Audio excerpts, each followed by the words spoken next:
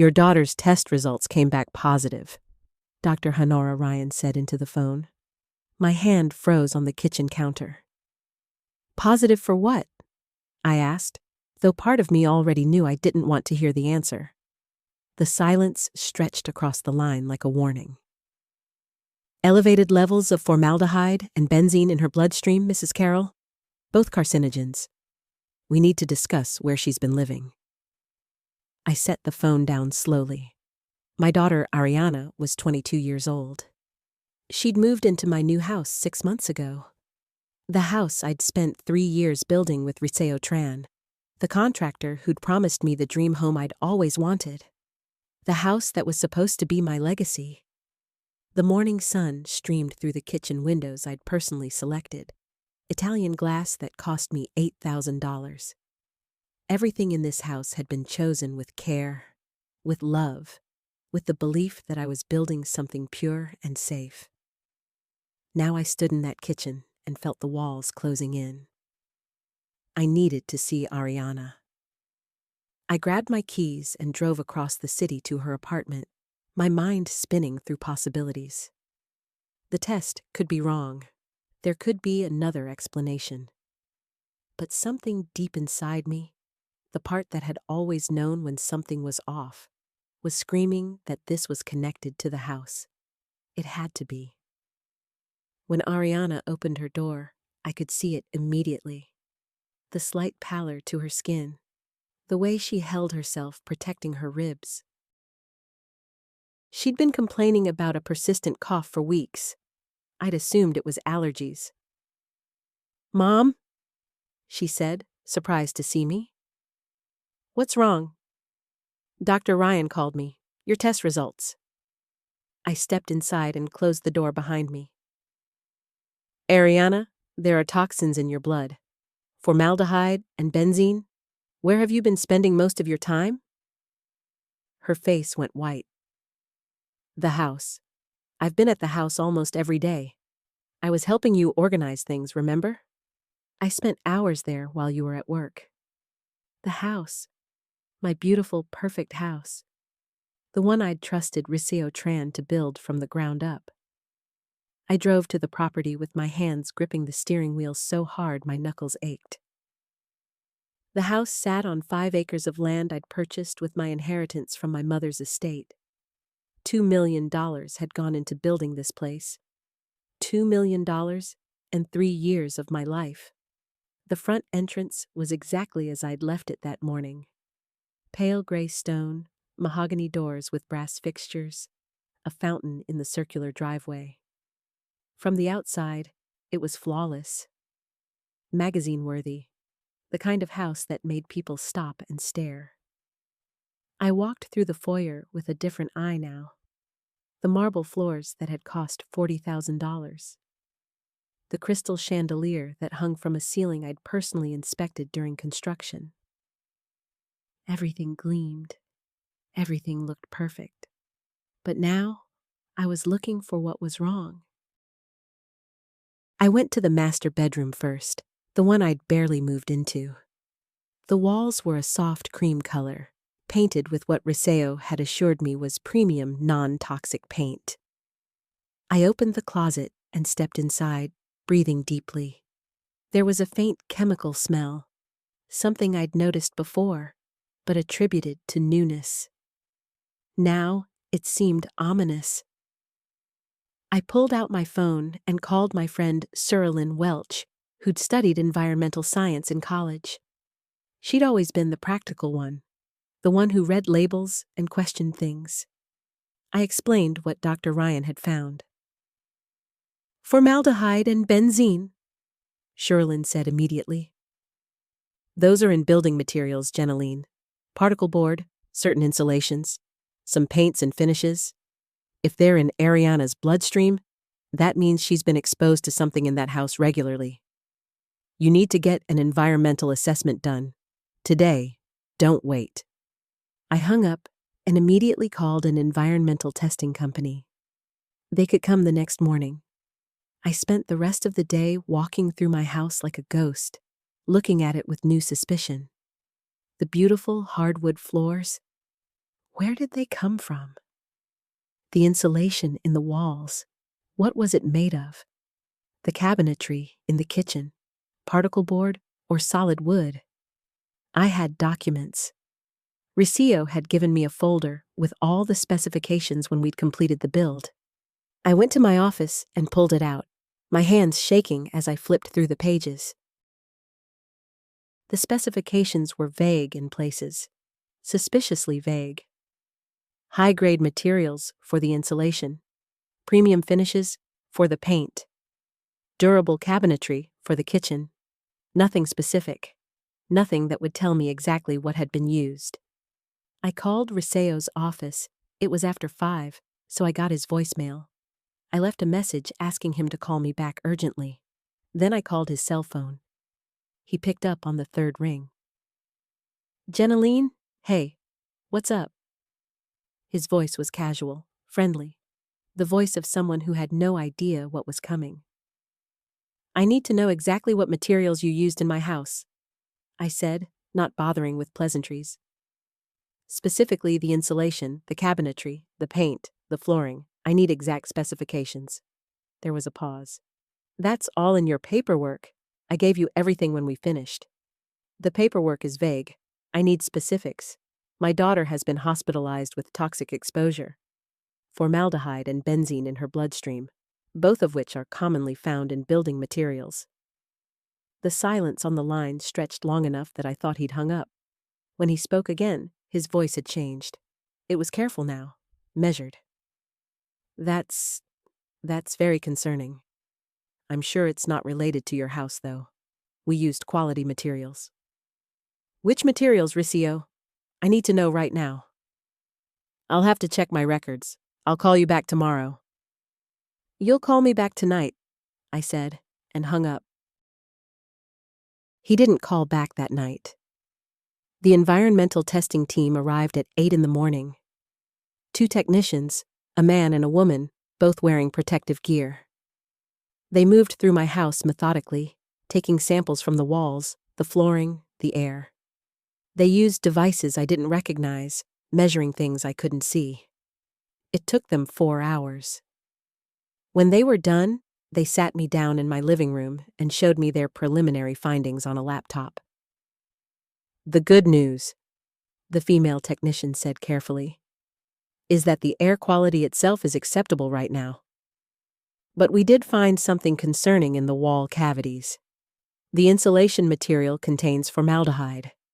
It's a type that was banned in residential construction in most states about 15 years ago, but it's still available in some markets if you know where to get it. It's also significantly cheaper than the approved alternatives."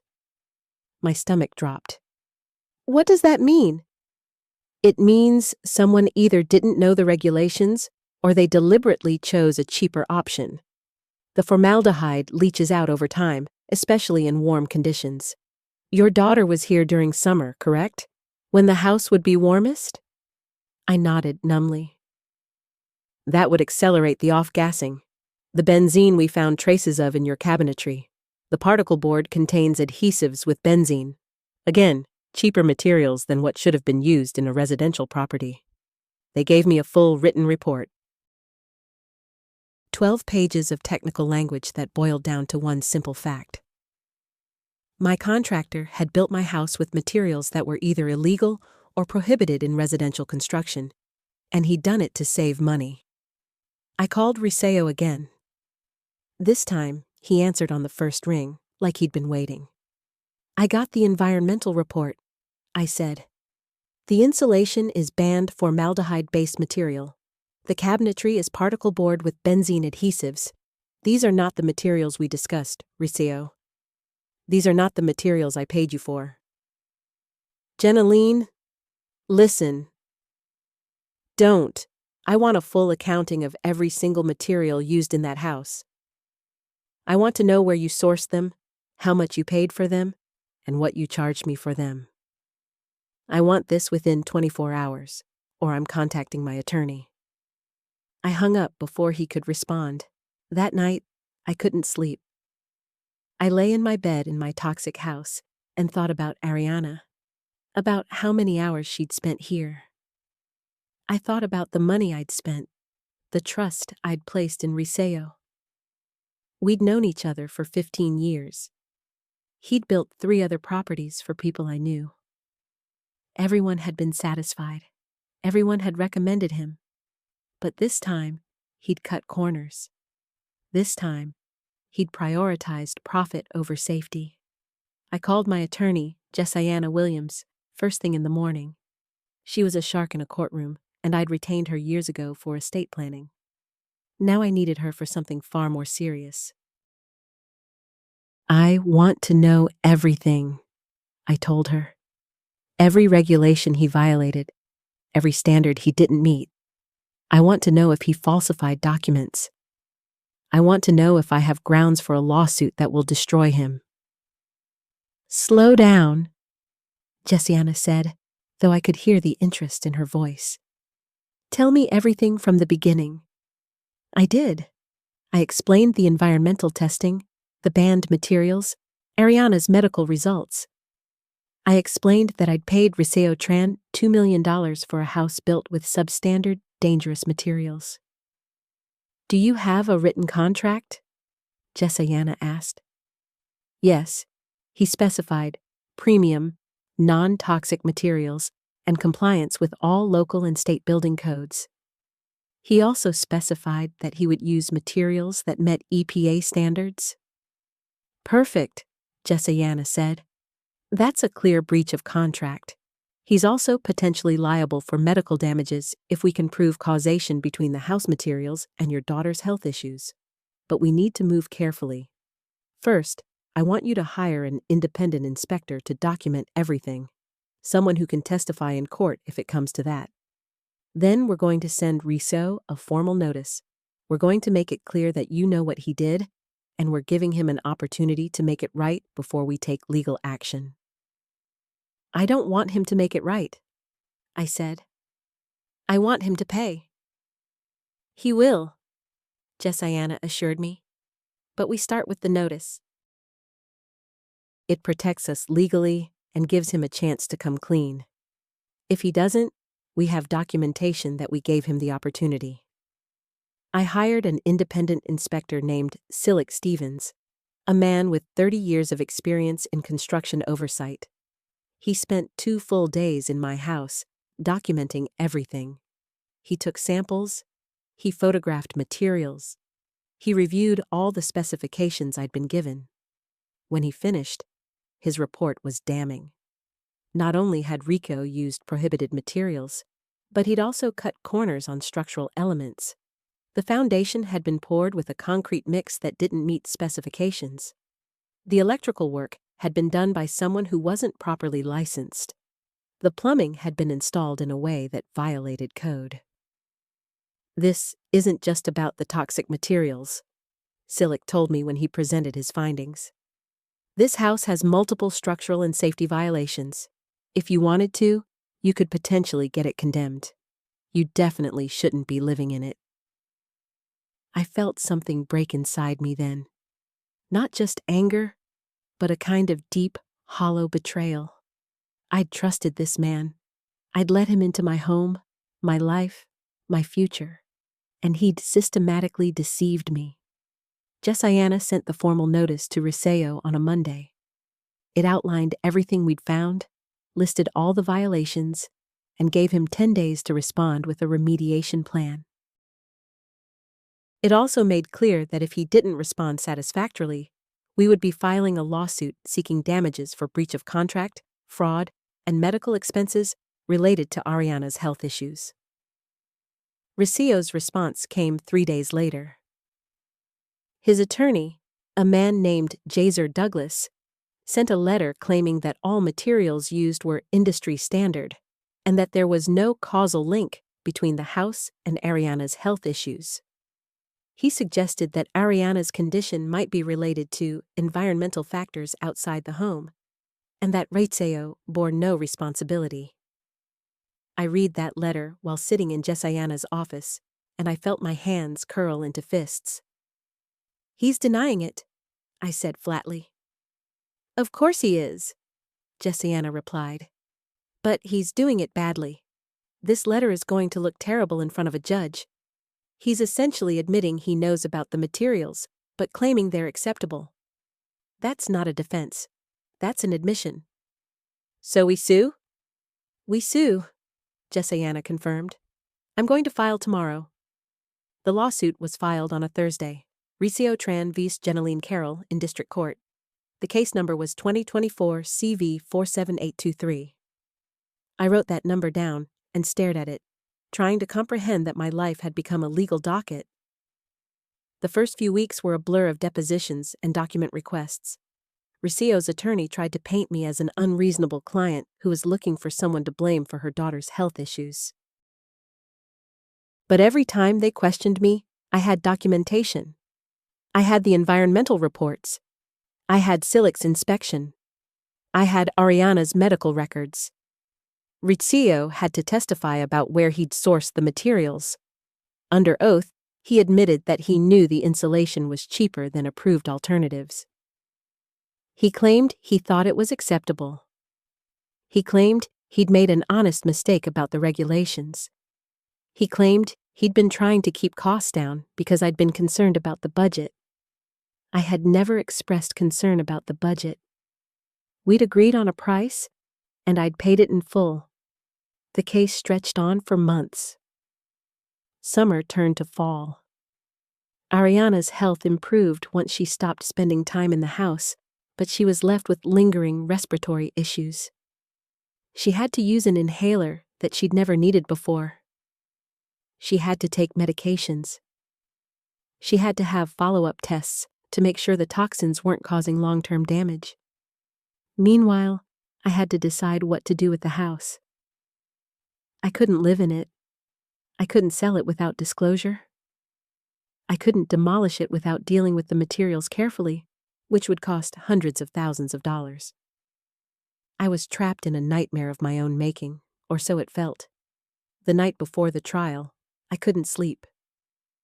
I sat in my temporary apartment, a rental I'd moved into after leaving the house, and thought about everything that had happened. $2 million. 3 years of my life. My daughter's health. All of it gone because one man had decided that cutting corners was acceptable.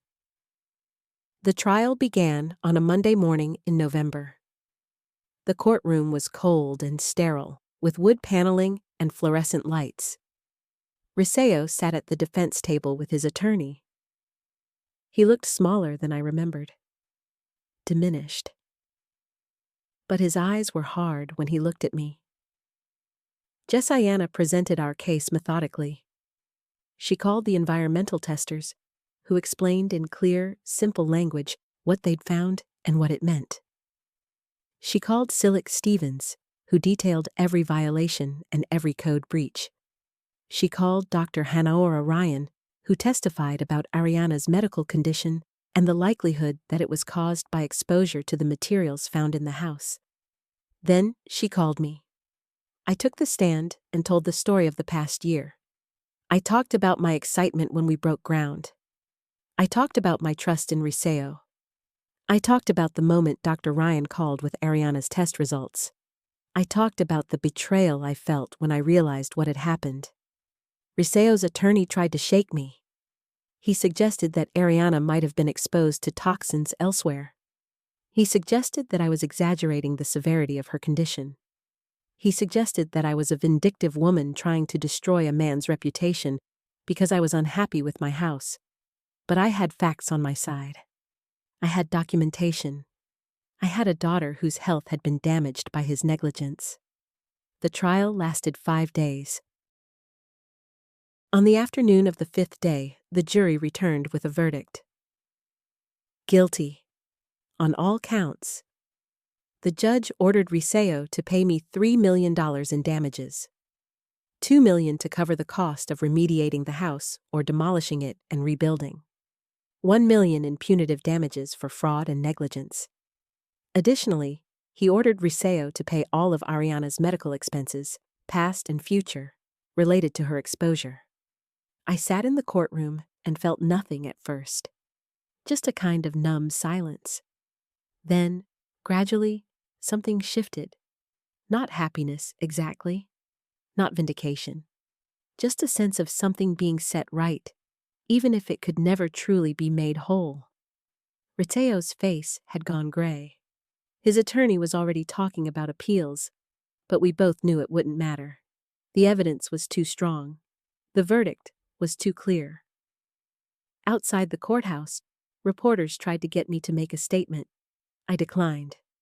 Jessiana gave a brief statement about the importance of holding contractors accountable and protecting consumers. Then we left. In the weeks that followed, I had to make decisions about the house.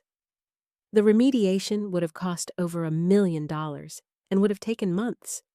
Instead, I decided to demolish it and start fresh. I hired a company that specialized in hazardous material removal.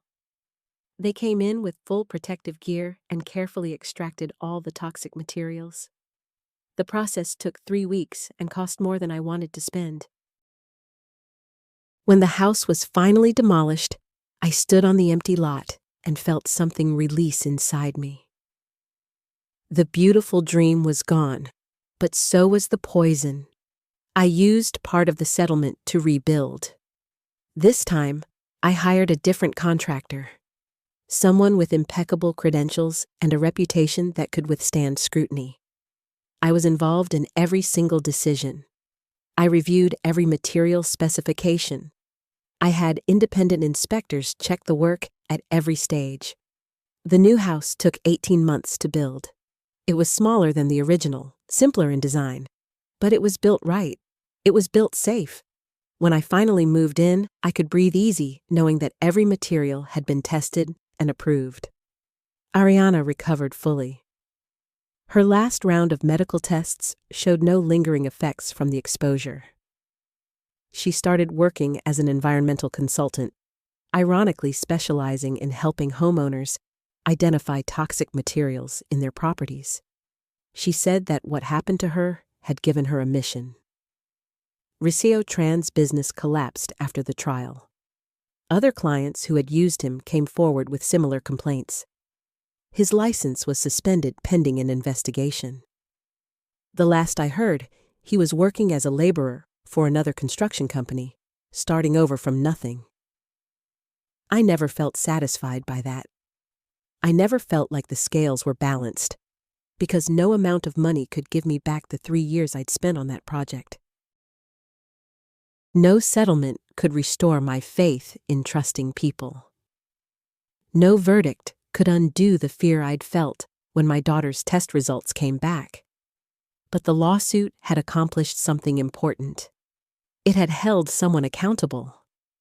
It had protected other people from falling into the same trap. It had sent a message that cutting corners on safety wasn't acceptable, no matter how much money you could make. I learned that betrayal doesn't always come from people you expect. Sometimes it comes from someone you've known for years, someone you've trusted, someone who seems respectable and competent. And sometimes the only way to protect yourself is to verify everything, to question everything, to never assume that someone else's standards match your own. The house I live in now isn't as grand as the original. It doesn't have the Italian glass windows, or the crystal chandelier, or the fountain in the driveway. But it's safe. It's honest. It's built on a foundation I can trust. And that, I've learned, is worth more than any dream. If you're building or buying a home, don't make the mistakes I made. Verify every material, get independent inspections, and never assume a contractor's word is enough. Your family's health depends on it.